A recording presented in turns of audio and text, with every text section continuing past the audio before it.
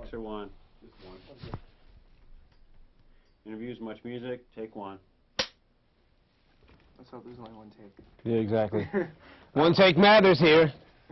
Firstly, thank you very much for sitting down with us. It's a big deal for us. No problem. Usually when an artist... I don't know if you know this or not, but I'm kind of a big deal. I've heard that.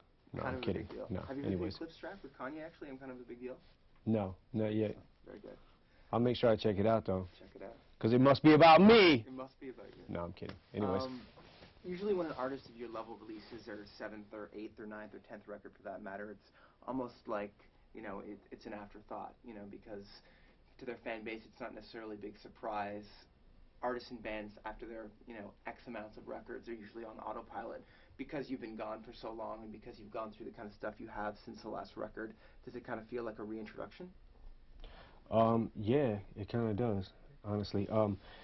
I guess it was, you know, with this record, it's kind of a way for me to, I don't know if it's necessarily reinventing myself, but it's kind of, in a sense, I kind of wanted to go back to, it's kind of like reintroducing myself. Like I just wanted to go back to, you know, kind of the Marshall Mathers LP days or the Slim Shady LP, you know, like the first 2 records. That's kind of like the, I mean, I guess the feel that this record, I guess I wanted to capture, you know, and make it kind of feel like that, and just, you know, a reintroduction, you know.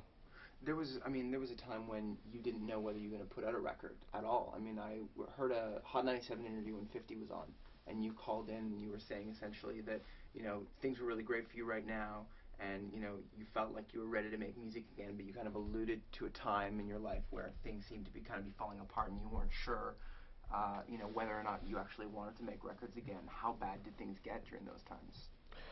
Well, things got pretty bad. I mean, on a personal level, and I mean, career-wise, I knew that I needed to take a break. I knew I wanted to take a break, and I knew I needed to take a break from, basically from the spotlight. And I guess I kind of found, you know, something that I like doing as far as like producing records. I kind of, you know, I guess I started like, you know, playing around with producing records a lot more and started getting into that, and almost it kind of, not sidetracked, but just like, all right, this is what I'm into now. Like, I want to help produce artists on my label and, you know, kind of work on that for a little bit, take a break from the spotlight, put some new artists out and stuff like that. And basically, at that point in time, I don't think I knew exactly what I wanted to do. I mean, I was going through a pretty serious drug addiction at the time. You know, my best friend passed away. Like, there was a lot of things that were going on, and I think at that time my world was kind of just like spiraling, you know. I wasn't sure exactly where I was going with my career, but basically that's why I needed to just take a break. You know what I mean? I had to. I think I went 7 or 8 years straight without taking a break at all, you know. And I was missing a lot of my kids growing up, and, you know, a lot of things like that. So I just wanted to chill out for a minute. It was sleeping pills, right? Yeah. Well, sleeping pills like Valium, Ambien, stuff like that, but also, I mean, Vicodin, you know, basically whatever I could get my hands on, and anything that I felt like could make me fall asleep, you know, from NyQuil even. Why did you have so much trouble sleeping? I think most of it was probably in my head. Right. You know, I think that I sort of got on the track where it was like, okay, my career's moving really fast. Things around me are moving really fast, so let me go for the quick fix. Right. I can't sleep tonight, and I got a hectic schedule tomorrow, so let me go for the quick fix. And at first it started out kind of reaching for the NyQuil, and then the NyQuil didn't work, and now I need something stronger.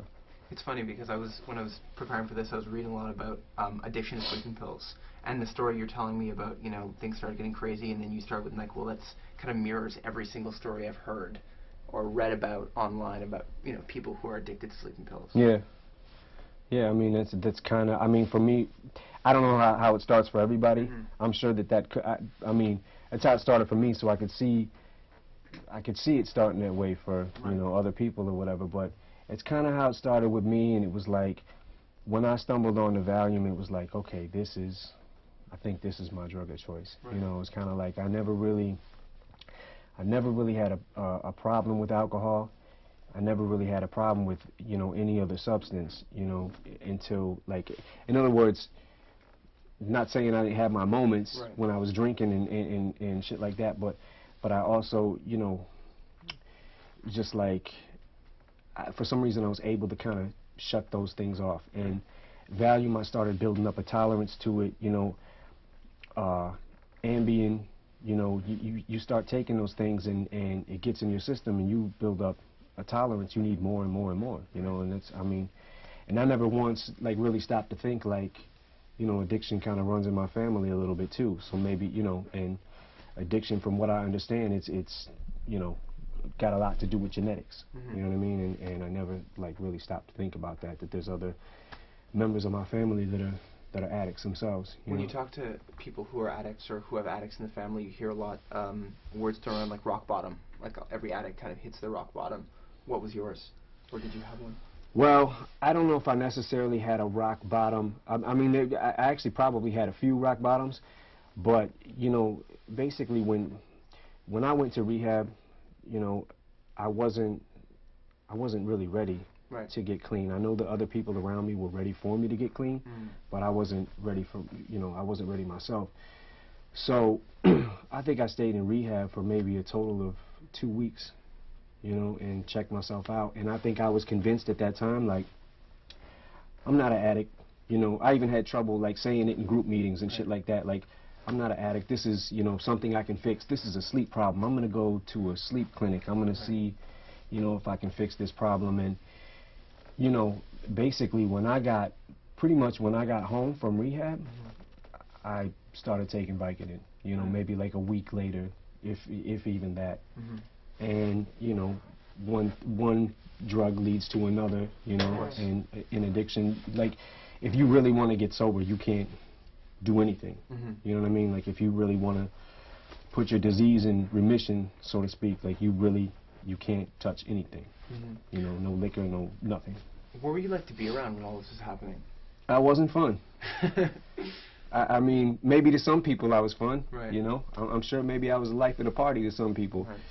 But no, I was real moody, real kind of self-loathing, you know, kind of like, you know, everything, woe is me. And I think I just went into this, like, really dark place, you know, and I just couldn't, it was hard for me to pull myself out of, you know. Well, it's certainly, you can definitely, we heard some of the record, and you can definitely kind of hear some of that on the record, and we talk about that dark time. I just read your book, and you talk a lot about when you were young and your Uncle Ronnie died, how you couldn't go to his funeral because you wanted to remember the man as the man and not a guy laying in a coffin. Was that kind of going through your head when you went to Prue's funeral? Well, I don't know if it was. I think that at that point in time, all I could think about was, you know, what happened to Proof at that moment. I didn't really think, like, it didn't really bring me back to that time period. It was kind of like I was, you know, stuck in that moment, and at that moment, it just seemed like my world was ending. You know, that whole time period was the darkest place that I ever went into in my life. You know, and you know, I took it hard. You know, I took it pretty hard. I think when you hear a lot about, you know, tragic events and when terrible things happen to the friends of somebody, or you know, your best friend dies, you hear a lot of people talking about the first step, kind of moving past it, is kind of forgiveness. I mean, have you been able to forgive the person who killed Proof? I mean, are you there yet? I don't know if I've actually really thought about that. I kind of like the way that I've been able to kind of deal with it, and, like, I guess the healing process for me is that I guess to kind of stop beating myself up over the fact of, you know, thinking, like, if I would have talked to him maybe that day, he wouldn't have went to that club. If I would have, you know, if I just would have, maybe if I would have been with him. You know what I mean? Those were kind of the thoughts that were going through my head, and you know, I had to just learn to let that go. Like, nothing, no matter what, nothing I say is going to bring him back. You know what I mean? And I had to, like, really learn to accept it and deal with it, and learn how to I don't know if I've accepted it fully, but I'm able to deal with it Mm-hmm. a little better. You know what I mean? How much of that contributed to the fact that we haven't heard from you in a long time? A lot. You know, I mean, like I said, when that happened, between the, you know, the pills I was taking, Right. you know, which are pretty much all mood suppressants, you know what I mean, and that happening, that's kind of like when I started like really spiraling, you know, and just, I mean, I had a drug problem already. Right. I had an addiction I was dealing with already. When that happened, I think it was kind of a thing went off in my head, just like, fuck it. Right. You know, I might as well take more. You know what I mean? Like, maybe this will help me get through. You know, and the truth is, you know, it didn't help. You know. When you look back in your career now, I mean, it's been, I guess, a better part of 10 years now. You're kind of allowed the idea of retrospect now that you're able to look back. I interviewed Marilyn Manson about 1.5 years or 2 years ago, and when you guys were starting to really blow up, you didn't have, you know, necessarily parallel careers, but you were both, you know, on the same track of, you know, being vilified by the U.S. government, being, you know, vilified by the media. You had parents groups, you know, against you guys. That was fun. Yeah. Fun times. Well, I wonder about that. I mean, we talked about the idea of him maybe waking up one morning and saying, you know what, I don't want to be this guy anymore, because it's a pretty self-destructive way to live. And I kind of wonder, as somebody who's made a career on being controversial, sometimes on purpose, do you ever have those days where you just think, I don't want to be that guy anymore, I don't want to be this guy anymore? Never. Never. Never. Where does that come from? I don't know. I guess I'm just a fucking jerk. Nah, I mean, I don't really, I mean, there were times where I kind of, I think like during the second album, like during the Marshall Mathers LP, I think there were times that I felt like I don't want to, like, I don't know, almost fed up with everything. You know what I mean? Like I don't want to be that guy anymore. Like, is it worth it? Right. You know, is it worth all the you know, the harassment or whatever, like the word I'm looking for? Is it worth all the bullshit? You know what I mean? Like, to go through this. And, you know, I think with the Eminem show, I think, like, in hindsight, looking back, I think I might have, maybe consciously or subconsciously, started toning it down just a little bit, you know, from the Marshall Mathers LP. And, like, as it got into Encore, I kind of toned it down a little more. And then, you know, with Curtain Call, the last album, technically, I guess, or whatever, I kind of really toned it down. And maybe when I'm gone, like, you can really hear, if you listen to that record, you can hear, like, a lot of the stuff that I was going through at that particular time. It was just like, you know, I mean, I still, when I listen to the record, I like it. You know what I mean? Because it captured a feel for me. But it also was like, when I look back at it now, I'm like, that was a little self-loathing on my part. You know what I mean? But that's, I guess that was what I was going through at the time. And as an artist, that's what you do, is what you know, you write about that. But now, I think that, you know, I kind of, like I said, I kind of went back to the concept, that the original D12 concept, you know, Proof, his idea of just like, we need to just talk about the most bizarre, off-the-wall, ridiculous shit that we can think of and say it. Things that people would never say, you know what I mean? So I'm kind of like back on that now, so I might be that guy again, I don't know. Right.